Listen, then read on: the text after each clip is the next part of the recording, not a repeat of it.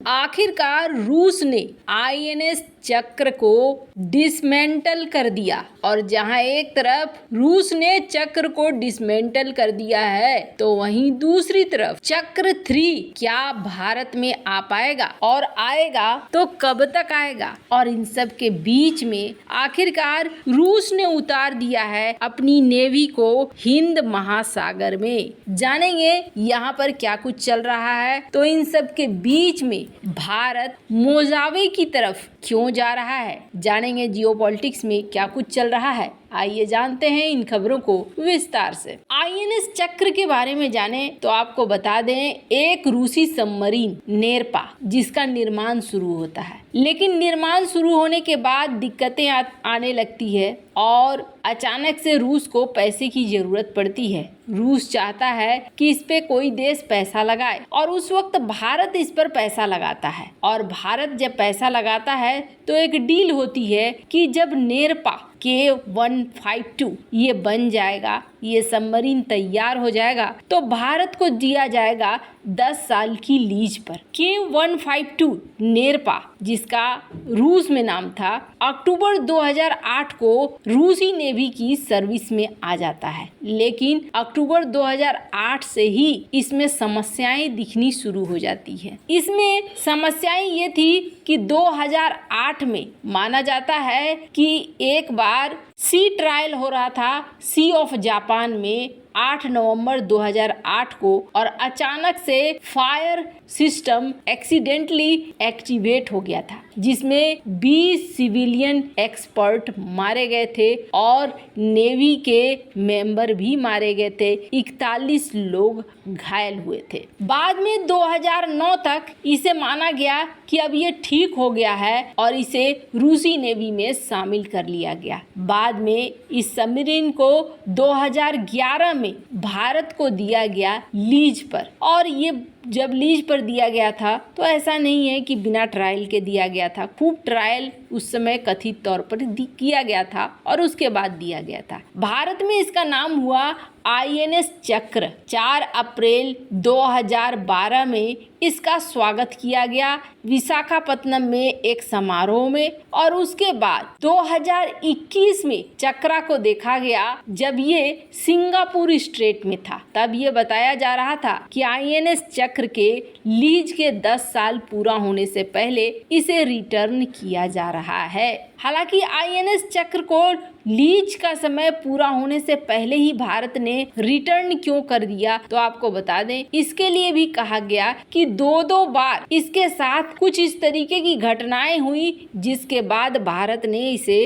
Return करना ही ठीक समझा। 2017 भारतीय मीडिया के रिपोर्ट के अनुसार विशाखापत्तनम में आईएनएस चक्र को बहुत हैवी डैमेज हुआ था और इसके सोनार डोम में प्रॉब्लम आ गई थी। तब रूसी टीम यहाँ पहुंची थी और रूसी टीम ने कहा था कि इसे रिपेयर करने का कॉस्ट होगा 20 मिलियन, यानी कि 125 करोड़। उसके बाद दूसरी बार 2019 में देखा गया कि यहाँ पर आईएनएस कैलवेरी के साथ आईएनएस चक्र को भेजा गया था पाकिस्तानी सबमरीन पीएनएस साद की खोज में। उसके बाद भी इसे पाया गया कि ये उतना ज्यादा फिट नहीं है, जिसके बाद आईएनएस चक्र को भेज दिया गया रूस के पास। और जब ये रूस के पास पहुंचा तो रूस ने क्या किया, स्क्रीन पर आप आर्टिकल देखिए। रूस ने इसे ठीक करने के बजाय यही ज्यादा बेहतर समझा कि इसको स्क्रैप कर दो, डिसमेंटल कर दो। आखिर क्यों? क्योंकि इसे ठीक करना और ठीक करने के बाद इसे मॉडर्न बनाना,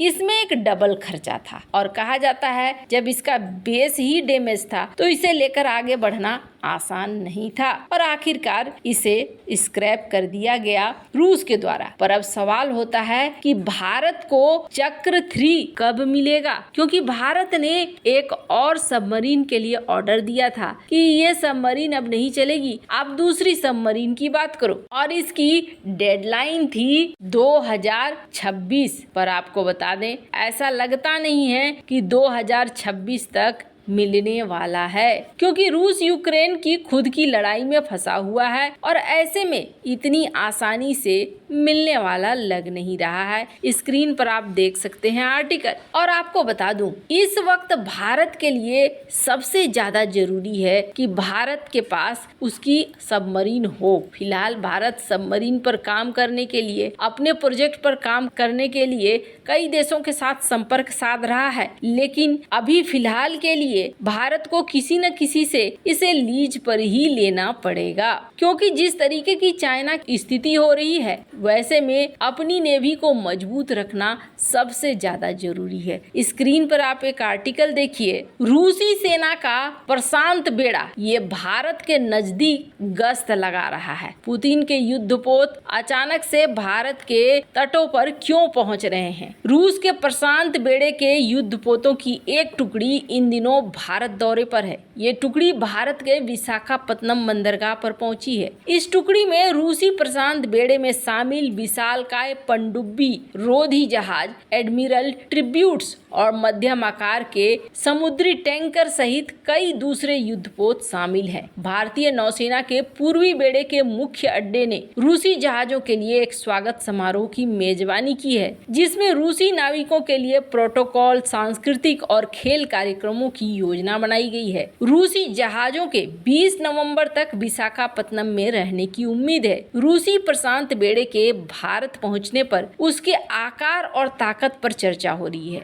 ऐसे में आपको बता दें, रूसी प्रशांत बेड़ा एक बहुत बड़ा बेड़ा है और ये इस वक्त हिंद महासागर क्षेत्र में क्या कर रहा है, तो आपको बता दें, जिस तरीके से दुनिया भर की रुचि हिंद महासागर में बढ़ी है, हाल फिलहाल में America, France, Japan, Australia, Britain, इन सब की रुचि जैसे जैसे बढ़ी है, उसे देखते हुए ही अब रूस की भी रुचि यहाँ पर बढ़ती हुई नजर आ रही है। ऐसे में भारत के लिए बहुत जरूरी है भारत अपनी नेवी को मजबूत रखे। जहाँ एक तरफ ये सब कुछ हो रहा है, तो वहीं भारत भी अपनी नेवी के लिए चीजों पर काम कर रहा है। जैसे भारत को अमेरिका का एक सिस्टम बहुत ही ज्यादा पसंद आया है, और अमेरिका का ये सिस्टम क्या है, तो आपको बता दें, एक मोजावे एयरक्राफ्ट जिसे HMS प्रिंस ऑफ वेल्स पर ट्रायल लिया गया, और इस पर ट्रायल लेने के बाद भारत भी इस प्रोजेक्ट को लेकर बहुत ही ज्यादा अपनी रुचि दिखा रहा है। दरअसल इसमें हुआ क्या, एक ड्रोन जो एयरक्राफ्ट कैरियर से उड़ा और इसे कंट्रोल किया गया दूर बैठे एक कंप्यूटर रूम से। इसके बाद ये देखा गया कि इसने बड़े अच्छे से टेक ऑफ किया, और टेक ऑफ करने के बाद ये बहुत अच्छे से वापस भी एयरक्राफ्ट कैरियर में आ गया है। इस प्रोजेक्ट के देखने के बाद भारत भी इसी तरीके के प्रोजेक्ट पर ध्यान देना चाह रहा है, क्योंकि ये एक ऐसा ड्रोन है जो अपने साथ पेलोड भी ले जा सकता है और किसी तरीके का कोई जोखिम भी नहीं है। हाल ही में chief of naval staff admiral R Hari Kumar ने इस बात को कंफर्म किया कि इसी तरह का प्रोजेक्ट कुछ हम अपने लिए भी सोच रहे हैं। वैसे इन सब मामले में आपकी क्या राय है, कमेंट कर जरूर बताएं। जल्द मिलते हैं अगले वीडियो में नई खबर के साथ।